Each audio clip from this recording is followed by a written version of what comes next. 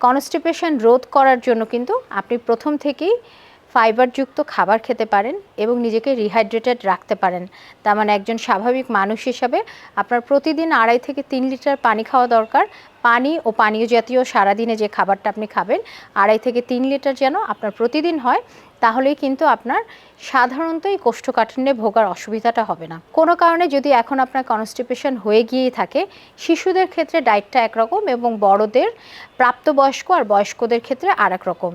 শিশুদের ক্ষেত্রে যেটা হয় যে দুধ হচ্ছে একটা ভালো খাবার, যার মধ্যে হচ্ছে কনস্টিপেশন দূর করার জন্য ভালো কাজ করে থাকে। এবং আপনি খেয়াল করে থাকবেন যে শিশুদের ক্ষেত্রে যদি কোষ্ঠকাঠিন্য দেখা দেয়, পানির পাশাপাশি বলা হয় যে দুধটাকে ওয়ার্ম, ইভেন কোনো কোনো সময় পানিটাকেও একটু সামান্য উষ্ণ করে খাওয়াতে বলা হয়। এই অ্যাওয়ারনেসটাকে সবার মধ্যে ছড়িয়ে দেওয়াই আমাদের মুখ্য উদ্দেশ্য। আমরা সবাই যদি প্রচুর আঁশযুক্ত খাবার গ্রহণ করতে থাকি এবং পানি খেতে থাকি, তাহলে আমার মনে হয় যে সচেতনতা আমরা তৈরি করতে চাচ্ছি, সে কারণ থেকেই অনেক মানুষেরই আর কোষ্ঠকাঠিন্য হবে না।